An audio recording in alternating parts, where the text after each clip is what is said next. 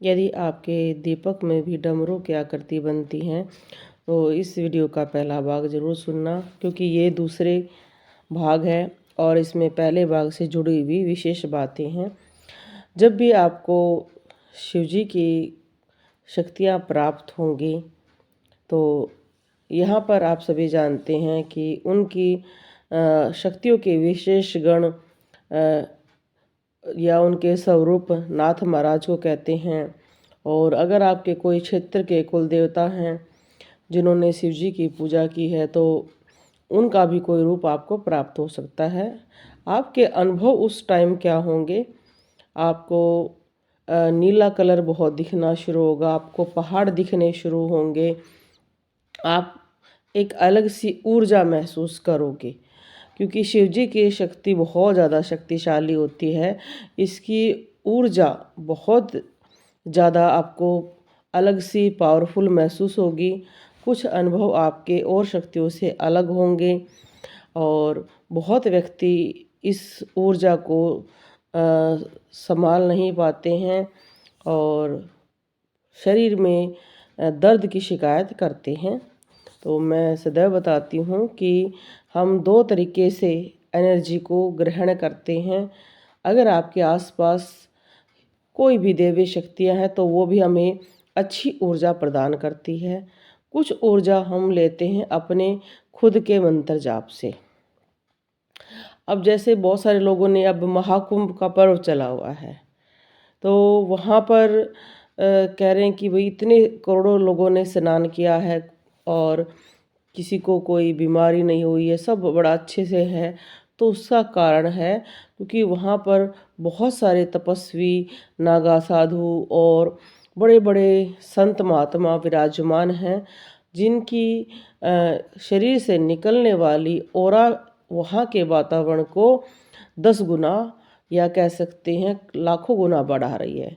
एक तो इस समय जो हमारे ग्रह नक्षत्र हैं वो बहुत अच्छे हैं, ऊपर से माँ का आशीर्वाद, माँ गंगा, यमुना और आप जो वो ऑरा है, तो यहाँ पर हम क्या है कि ऊर्जा को ग्रहण करना। अब जब वो ऊर्जा ग्रहण करती हैं तो हमें सर में चक्कर और सर भारी, कईयों को आंखें भारी और सर के भी कई भाग हैं जो अलग अलग उनको दर्द करते हैं। और कई सपनों में भी किसी जटाधारी को देखते हैं, किसी हिमालय पर बैठे संत को देखते हैं, सपने में उनसे बातें करते हैं, साधना के टाइम बातें करते हैं। कई बार तो ये कई व्यक्ति कहते हैं जी हमारी आंखें बंद हो गई और ऐसा लगा जैसे हमारी आंखें चिपक गई हैं और आंखें खोलने का भी मन नहीं कर रहा और बड़ा उत्तम हमें संकेत दिख रहा। हमें बहुत बड़े शिवजी नज़र आ रहे, डमरू आ रहा, कभी नंदी दिख रहा, कभी हमें बहुत आनंद स्वरूप लग रहा जैसे बहुत व्यक्ति यात्रा कर रहे हैं। तो ये अनुभव है भाई, ठीक है ना? क्योंकि कोई भी यात्रा में अनुभव नहीं होंगे तो इसका मतलब आप एक जगह रुक गए हैं। तो ये आकृतियाँ एक संकेत हैं भाई, जब आपके दीपक पर डमरू की आकृति बन रही है तो ये संकेत है कि आप आगे बढ़ो, प्रकृति आपके साथ है, ऊर्जा आपके साथ है, प्रभु आपके साथ है। आपको करना क्या है? आपको सिर्फ इस बात का ध्यान रखना है कि कुछ नई चीज़ें आपको स्वीकार करनी है। जैसे कि आप बेलपत्र जरूर चढ़ा के आएँ शिव जी पर। आप मंदिर में जाएं तो ओम नमः शिवाय का जाप करते हुए जाएं। दूसरा विशेष बात हमें ध्यान रखनी है कि अगर हमारी दीपक पर आकृतियाँ अच्छी बन रही हैं तो उस समय को हमें व्यर्थ नहीं गंवाना है। हमारे पास एनर्जी आ रही है, उस एनर्जी को ग्रहण करना है। एनर्जी को ग्रहण करते हैं हम शांत मन से। अगर आप सुबह पूजा नहीं कर सकते हैं, सुबह आपको लगता है कि भाई बच्चे स्कूल जाते हैं या कुछ है, सब चले जाते हैं, चाहे आपको 9 बज जाए चाहे 10 बज जाए, आराम से बैठे पूजा करें और जो ऊर्जा आ रही है ध्यान लगा के, संगीत लगाकर उसको अपने शरीर में प्रवेश होने दें। समय दें। आप कम से कम अगर आपके दीपक पर इतनी अद्भुत आकृति बने तो 10 मिनट आपको ध्यान लगाना है, आंखें बंद करके। अगर वो आंखें बंद करके मन नहीं लग रहा है आपका, तो आप संगीत चला लें। फिर जो आपको धुन आती है, मस्ती चढ़ती है नाचने की, जैसा भी मन करे आप उसको करें। पहले पूजा कर लें, उसके बाद ये करें। कई व्यक्ति कहते हैं जी हमारा सर घूम जाता है। भाई अपना गद्दा डाल लें आराम से, सर घूमे सर घूमने दें, आराम से लेट जाएं। क्योंकि भक्ति को आप रसमय बनाएं, प्रेम का बनाएं, ना कि उसको एक बर्डन बनाएं। क्योंकि ऊर्जा तभी आप अच्छी तरह से ग्रहण कर पाओगे। आपने अगर कॉस्मिक एनर्जी को खींचना है तो उसके लिए शरीर को तैयार करना होगा। आपको उस अवधि में अच्छी तरह से जूस वगैरह पीना है, आपने अच्छा खाना खाना है, आपने अपने स्वास्थ्य का ध्यान रखना है। आप जो वस्त्र पहने वो थोड़े ढीले पहने, ताकि आप उस ऊर्जा को महसूस कर पाओ।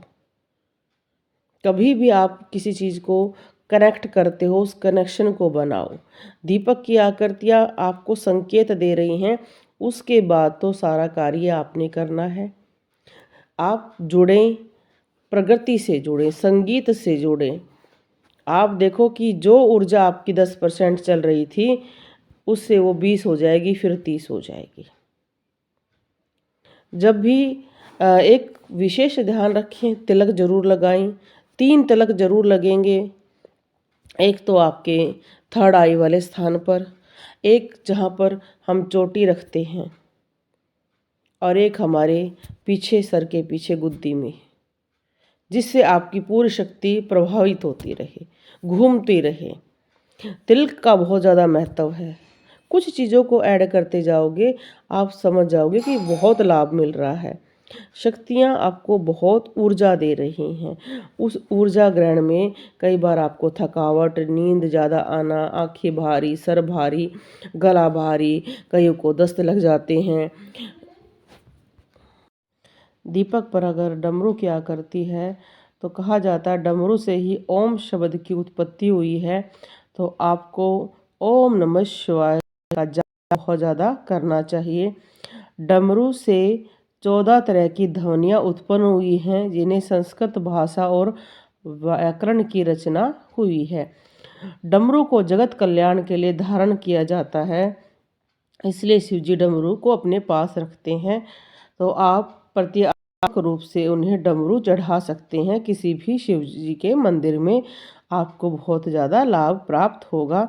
और जब भी आप कोई भी ध्वनि को सुनना शुरू करेंगे ध्यान में, तो ये ध्वनि मानी जाती है और शिव की शक्ति ये सीधा आपको जोड़ेगी। डमरू भगवान का वो शक्तिशाली हथियार है जिसको बजाकर वो प्रकृति का निर्माण करते हैं और विनाश करते हैं।